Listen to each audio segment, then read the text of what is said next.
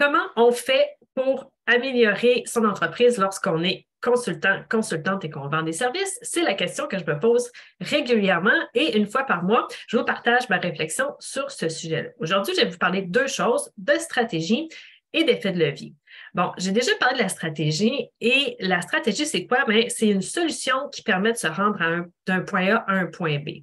J'ai fait un atelier en début d'année sur la stratégie. Je m'étais fixé une stratégie, mais en cours de route, c'est assez facile de s'égarer en se concentrant sur des tactiques qui ne sont pas reliées à notre stratégie. Je vous donne un exemple. Ça fait longtemps que je pensais faire un podcast. J'ai une amie qui me partage une application. Ça devient super facile de faire un podcast. Je me mets à enregistrer des trucs, puis tout à coup, je me rends compte, je m'arrête et je me dis, attends un petit peu. Comment est-ce que ces actions-là sont reliées à la stratégie que je suis en train de mettre en place? C'était pas tout à fait aligné. Donc, on voit souvent passer des choses sur comment augmenter les abonnés à notre infolette, comment faire des vidéos sur TikTok, etc. Et je pense qu'il faut faire attention parce que ces choses-là sont packagées d'une façon que ça semble intéressant et facile d'aller avoir des résultats avec ces stratégies-là, mais qui sont plus des tactiques. Donc, il faut se poser la question, moi, c'est quoi la stratégie que je suis en train de mettre en place? Donc, truc super simple, évidemment, faire la stratégie régulièrement, peut-être en début d'année, puis la revoir aux 3 mois. Je vais mettre un lien vers un document qui peut vous aider à faire une réflexion dans ce sens-là sous la vidéo. Maintenant aussi, comment on fait pour se garder concentré sur sa stratégie au jour le jour? Moi, j'ai un truc super simple. J'ai un cahier comme ça et presque à chaque jour, je vais écrire c'est quoi ma vision à long terme. Donc, dans quelle direction que je m'en vais, c'est quoi la stratégie que j'ai choisie présentement sur laquelle je dois me concentrer. Et là, je me dis, bon, aujourd'hui, c'est quoi 2, 3 actions que je peux faire qui vont m'amener vers cette stratégie-là? Une des stratégies que je mets en place présentement dans mon entreprise, c'est que j'essaie d'intégrer des revenus passifs. Mon objectif, c'est que 25 de mon revenu total soit généré par des revenus passifs. Donc, des revenus passifs, c'est des revenus où est-ce qu'on n'a pas nécessairement un échange entre 1 heure de temps pour 100 75 peu importe.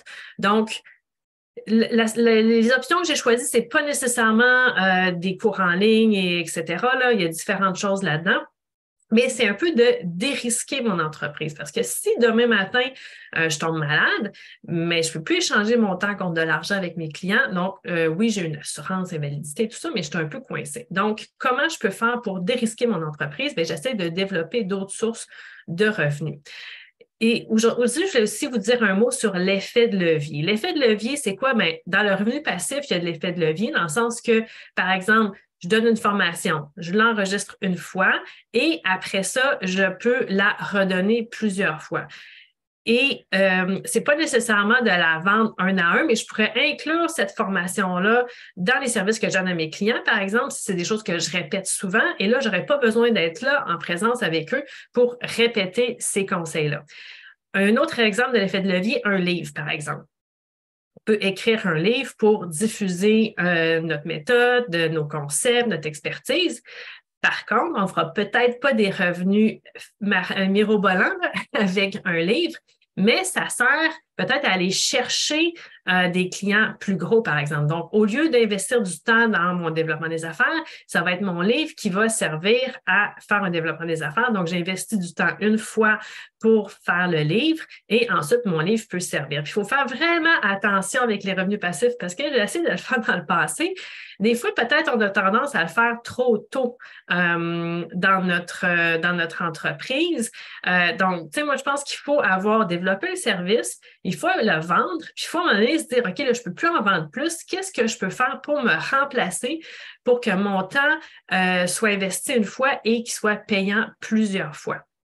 Puis comme une formation, préparer une formation, ça prend du temps. Donc, si je la donne juste une fois, moi, je l'ai fait le mois dernier avec un atelier sur le profil LinkedIn. J'avais comme objectif de faire 2 000 $ de revenus avec l'atelier.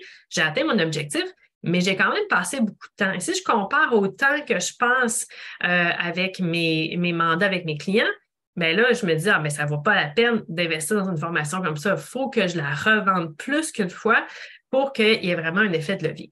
Donc, voilà mes réflexions pour ce mois-ci. Si vous avez des questions, faites-moi signe. Et aussi, je voulais vous dire que jusqu'au 30 avril, mes consultations 1 à 1 sont en promotion. Donc, vous pouvez aller voir sur mon site web. Je vous mets un lien sous la vidéo. Je vous souhaite une excellente journée. Marie-Ève Plamondon, consultante pour tous ceux et celles qui veulent vendre leur expertise, leur service et en vivre bien. Bonne fin de journée.